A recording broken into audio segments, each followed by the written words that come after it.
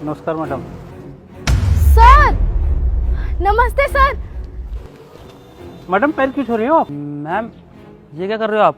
एक चौकीदार के पैर छू रहे हो और सर बोला आपने इनको? दीपक तुम नहीं जानते हो इन्हें, ये मेरे सर है। सर आपने मुझे पहचाना नहीं, मैं आपके स्टूडेंट हूँ। आप मुझे बचपन में ट्यूशन पढ़ाया करते थे, याद करो। नहीं मैडम, मैंने तो आपको नहीं पहचाना।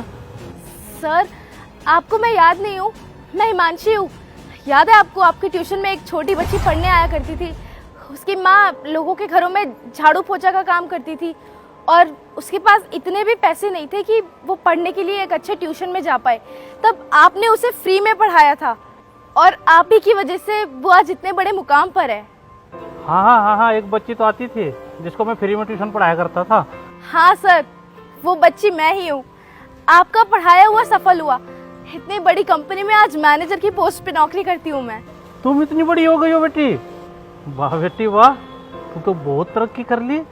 सर भला ऐसी भी क्या मजबूरी, आप एक टीचर हुआ करते थे और टीचर से सीधा सिक्योरिटी गार्ड। ऐसा क्या हुआ सर आपकी जिंदगी में, प्लीज बताइए। क्या करूं बेटा, मजबूरी है। एक समय वो था जब मैं ट्यूशन पढ़ाया करता था, बहुत सारे बच्चे आया करते थे हमारे पास पढ़ने के लिए। इतनी आधुनिकता बढ़ गई कि अब कोई बच्चा मेरे पास ट्यूशन नहीं पढ़ने नहीं आता है, सभी ऑनलाइन पढ़ने लग गए। और इसी तरह धीरे धीरे सारा ट्यूशन खाली हो गया। और पेट पालने के लिए कुछ तो करना पड़ेगा, तो नौकरी यही चौकीदार की मिली। चौकीदार की नौकरी कर रहा हूँ बेटा।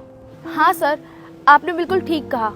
अगर आधुनिकता आती है अपने साथ अच्छी चीजें लेकर, तो साथ ही साथ बुरी चीजें लेकर भी आती है। लेकिन सर फिर भी आप तो इतने पढ़े लिखे हो, इतने वेल एजुकेटेड हो, तो आप सिक्योरिटी गार्ड की जॉब क्यों कर रहे हो? किसी अच्छी कंपनी में आप नौकरी कर सकते थे, कुछ और ट्राई कर सकते थे, ये क्यों? बहुत जगह ट्राई किया लेकिन एक्सपीरियंस नहीं था ना किसी काम का, तो यही नौकरी मिली, यही नौकरी कर रहा हूँ। सर यही तो आज की समस्या है। हर कोई इंसान एक्सपीरियंस के पीछे भाग रहा है, जबकि टैलेंट सबसे बड़ी चीज है। एक टैलेंटेड आदमी को सिक्योरिटी गार्ड की जॉब करनी पड़ रही है सिर्फ एक्सपीरियंस की वजह से। लेकिन सर अब आपको परेशान होने की बिल्कुल जरूरत नहीं है कि मेरी कंपनी है ना, मैं यहाँ पर आपका रेफरेंस दूंगी और आपका इंटरव्यू लिया जाएगा।